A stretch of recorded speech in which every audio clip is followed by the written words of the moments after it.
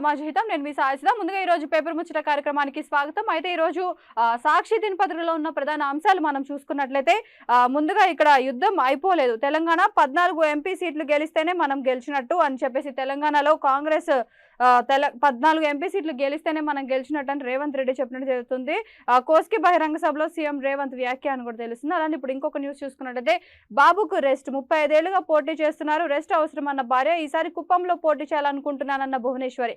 అలానే ఇక్కడ వనదేవత వచ్చే జనం మురిసే, మేడారం గడ్డపైకి సారలమ్మ, పడిగిద్దరాజు గోవిందరాజు సైతం ఎదురేగే భక్తుల దండాలు. అలానే ఇక్కడ ఇంకోటి చూసుకున్నట్లయితే ఆ రెండింటికి డిఎస్ఏ ఒకటి, ఏ పార్టీ పైన కావాలనే బీఆర్ఎస్, అలానే మా పార్టీపై కావాలనే బీఆర్ఎస్ కాంగ్రెస్ ల దుష్ప్రచారం, 6 గ్యారంటీలు 6 గారెలయ్యాయి బీజేపీ రాష్ట్ర అధ్యక్షుడు కిషన్ రెడ్డి. అలానే ఇక్కడ ఇంకొక న్యూస్ చూసుకున్నట్లయితే ముమ్మాటికి ఆర్థిక నేరస్తుడే, మార్గదర్శి పేరిట రామోజీ అక్రమ ఆర్థిక సామ్రాజ్యం, ఆర్బీఐ చట్టానికి విరుద్ధంగా డిపాజిట్ల సేకరణ. అలానే ఇక్కడ ఇంకొకటి చూసుకున్నట్లయితే దద్దరిల్లిన సరిహద్దులు, చర్చలు విఫలం, మళ్లీ రోడ్డెక్కిన రైతులు, శంభు కనౌరి బోర్డర్ పాయింట్ల వద్ద ఉద్రిక్తత, ట్రాక్టర్లు ట్రాలీలు జేసీబీలతో భారీగా తరలి వచ్చిన రైతులు. అలానే ఇక్కడ ఇంకోటి చూసుకున్నట్లయితే ఎమ్మెల్సీ కవితకు సిబిఐ నోటీసులు, ఢిల్లీ మద్యం విధానం కుంభకోణంలో కేసులో ఎమ్మెల్సీ కల్వకుంట్ల కవితకు సిబిఐ నోటీసులు జారీ చేసింది. అలానే ఇక్కడ ఇంకోటి చూసుకుంటే సింగరేణిలో 485 పోస్టులు భర్తీ, సింగరేణి ప్రత్యక్ష నియామకాల పద్ధతిలో 317 పోస్టులు. అలానే ఇక్కడ ఇంకోటి చూసుకుంటే న్యాయ కోవిదుడు నారిమన్ కన్నుమూత, న్యాయ నిపుణుడు పేరుగాంచిన సుప్రీంకోర్టు సీనియర్ న్యాయవాది ఫాలి శామ్ నారిమన్ మంగళవారం అర్ధరాత్రి కన్నుమూశారు. ఇక మనం డీటెయిల్ గా చూసుకున్నట్టయితే ముందుగా ఇక్కడ యుద్ధం అయిపోలేదు అని చెప్పేసి చెప్తున్నారు. ఇక్కడ మెయిన్ హెడ్లైన్ ఇచ్చారనమాట. తెలంగాణలో 14 ఎంపీ సీట్లు మనం గెలిస్తే గెలిచినట్టు అని చెప్తున్నారు. కోస్కి బహిరంగ సభలో సీఎం రేవంత్ రెడ్డి కొన్ని కీలక వ్యాఖ్యలు చేసినట్టు తెలుస్తోంది.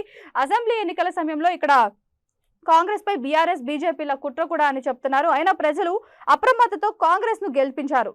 అలానే ఉమ్మడి రాష్ట్రం నాటికంటే కేసీఆర్ పాలనలో తెలంగాణకు ఎక్కువ నష్టం జరిగిందని చెప్తున్నారు. ఇక్కడ మనం చూసుకున్నట్టయితే అసెంబ్లీ ఎన్నికల సమయంలో ఇటు బీజేపీ కానీ అటు బీఆర్ఎస్ కానీ కాంగ్రెస్ పైన బురద జల్లే ప్రయత్నాలు చేస్తున్నాయని చెప్తున్నారు. ఇక్కడ అసలు అయినా ప్రజలు అప్రమత్తతో ఉండి మమ్మల్ని కాంగ్రెస్ ని గెలిపించారు, ఈసారి కూడా కాంగ్రెస్ ని గెలిపించండి అని కూడా చెప్తున్నారు. ఇక్కడ ఉమ్మడి రాష్ట్రం నాటికంటే కేసీఆర్ పాలనలోనే తెలంగాణ ఎక్కువ నష్టపోయిందని కూడా చెప్తున్నారు. అలానే వారంలోగా 500 రూపాయలకు సిలిండర్, అలానే 200 యూనిట్ల ఉచిత విద్యుత్ కూడా ఇస్తామని చెప్పి రేవంత్ రెడ్డి కేసీఆర్ వాళ్ళకి చెప్పడం జరిగింది. ఇక్కడ మనం చూసుకున్నట్లయితే ఇంకొకటి త్వరలోనే 2 లక్షల రుణమాఫీ కూడా చేస్తామని చెప్పి రేవంత్ రెడ్డి స్పష్టం చేయడం జరిగింది. ఇది దీనికి సంబంధించిన వార్త. అలానే ఇప్పుడు ఇంకొక న్యూస్ చూసుకున్నట్టయితే మన దేవత వచ్చే జనం మరిసే, ఇక్కడ మేడారం జాతర మనం చూసుకుంటూనే ఉన్నాం. నిన్నటి నుంచి స్టార్ట్ అయింది మేడారం జాతర. భక్తులు ఉదయం నుంచే పోటెత్తుతున్నారు.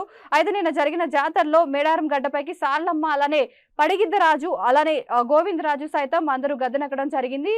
ప్రజలు ఎదురేగి మరీ దండాలు పెడుతున్నారని చెప్పేసి ఇక్కడ రాయడం కూడా జరిగింది. అలానే మేడారం జాతర సందర్భంగా ప్రధాని మోదీ శుభాకాంక్షలు కూడా తెలియజేసినట్టు తెలుస్తోంది.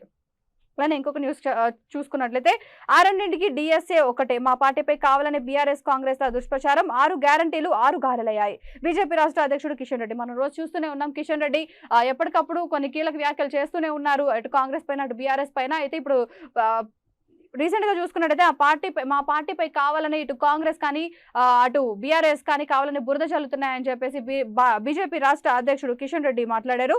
అటు చూసుకున్నట్టయితే రేవంత్ రెడ్డి ఏమో కాంగ్రెస్ పై బీజేపీ కానీ బీఆర్ఎస్ కానీ కావాలని బురద చల్లుతున్నాయని అటు రేవంత్ రెడ్డి కొన్ని కీలక వ్యాఖ్యలు చేసినట్టయితే, అలానే ఇక్కడ కిషన్ రెడ్డి కూడా కావాలనే బీఆర్ఎస్ కానీ కాంగ్రెస్ కానీ మా పైన మాత్రమే మమ్మల్ని బ్యాట్ చేద్దామని చూస్తున్నాయని చెప్పేసి కూడా దుష్ప్రచారం చేస్తున్నారని కూడా చెప్తున్నారు. అలానే 6 గ్యారంటీలు 6 గారెలయ్యాయి, అసలు ఇంకా ఎప్పుడు అమలు చేస్తారు, అయిపోతున్నాయి 100 రోజులు, ఇంకా అమలు చేయడానికి ఇంకా టైం కూడా తక్కువే ఉంది, ఎప్పుడు చేస్తారు, జనాలు మిమ్మల్ని నమ్మి మోసపోతున్నారు అని చెప్పేసి కూడా ఇక్కడ కిషన్ రెడ్డి చెప్పడం జరిగింది. ఇది దీనికి సంబంధించిన వార్తలు. అని ఇక్కడ ఇంకొక న్యూస్ చూసుకుంటే బాబుకు రెస్ట్ 35 ఏళ్లుగా పోటీ చేస్తున్నారు, రెస్ట్ అవసరం అన్న భార్య, ఈసారి కుప్పంలో పోటీ చేయాలనుకుంటున్నానన్న భువనేశ్వరి. మనం చూసుకుంటూనే ఉన్నాం టీడీపీ అడ్డా కుప్పం. ఇప్పటి వరకు కుప్పంలో వరుసగా టీడీపీ గెలుస్తూనే వచ్చింది. అయితే ఈసారి కుప్పంలో బాబుకి రెస్ట్ ఇద్దాం అనుకుంటూ 35 ఏళ్లుగా ఆయన కష్టపడుతూనే ఉన్నారు పార్టీ కోసం. ఈసారి ఆయనకి రెస్ట్ ఇచ్చి నారా భువనేశ్వరి కుప్పం నుంచి నేను పోటీ చేయనున్నానని చెప్పడం కూడా జరిగింది. ఇది దీనికి సంబంధించిన వార్త. అసలు ఈ మాటల వెనుక కథ, స్క్రీన్ ప్లే దర్శకత్వం చంద్రబాబుదే అని కూడా చెప్తున్నారు. అలానే సిద్ధం సభలకు వెల్లువలా వస్తున్న జనాన్ని చూసి వెన్నులో వణుకు, అధికారం అటుంచి కుప్పంలో ఓడితే పార్టీయే ఉండదని బెంబేలు, దీంతో కుదిరితే వేరే చోట నుంచి, లేకుంటే నాన్ ప్లానింగ్ కెప్టెన్ గా. అలానే కుప్పంలో పడిపోయిన నారా వారి గ్రాఫ్ అని కూడా చెప్తున్నారు.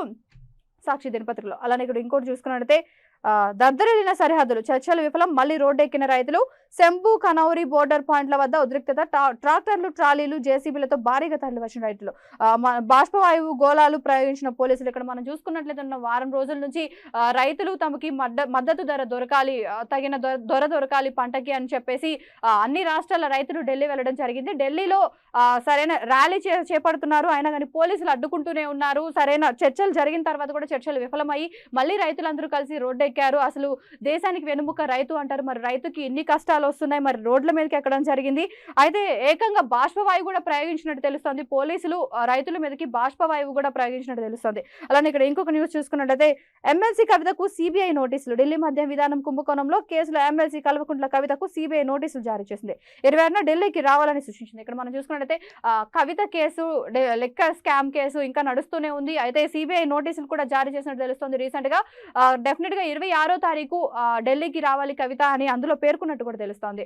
మరి ఈ విషయం కొలికి వస్తుందా రాదా అని కూడా మనం వేచి చూడాల్సింది. అలా నెక్స్ట్ ఇంకోటి చూసుకున్నట్లయితే సింగరేణిలో 485 పోస్టుల భర్తీ. సింగరేణిలో ప్రత్యేక నియామకాల పద్ధతిలో 317 పోస్టులు, అంతర్గత నియామకాల ద్వారా 168 పోస్టుల భర్తీకి ప్రకటనలు జారీ చేయాలని డిప్యూటీ సీఎం భట్టి ఆదేశించారు. ఇక్కడ మనం చూసుకున్నట్లయితే డిప్యూటీ సీఎం భట్టి సింగరేణిలో 485 పోస్టులు భర్తీ చేయాలని చెప్పేసి ఆదేశించారు. అలానే ఇక్కడ అంతర్గతంగా నియామక పద్ధతిలో మాత్రం 317 పోస్టులు, అలానే అంతర్గత పద్ధతిలో మాత్రం 168 పోస్టులు భర్తీ చేయాలని ప్రకటనలు జారీ చేయాలని కూడా డిప్యూటీ సీఎం భట్టి విక్రమార్క సూచించినట్టు తెలుస్తోంది. అలానే ఇక్కడ ఇంకొక న్యూస్ చూసుకున్నట్లయితే న్యాయ కోవిదుడు నారిమన్ కన్నుమూత. న్యాయ నిపుణుడు, పేరుగాంచిన సుప్రీంకోర్టు అడ్వకేట్ ఇక్కడ ఫాలీ శామ్ నరిమన్ మంగళవారం అర్ధరాత్రి కన్నుమూసినట్టు తెలుస్తోంది. ఇవి సాక్షి దినపత్రికలో ఉన్న ప్రధాన అంశాలు. చూశారు కదా ఇవాల్టి పేపర్ ముచ్చట కార్యక్రమం. మరొక పేపర్ ముచ్చట కార్యక్రమంతో మళ్ళీ కలుద్దాం. అంతవరకు చూసిన ఉండండి V3 న్యూస్. లక్ష్యం సమాజహితం.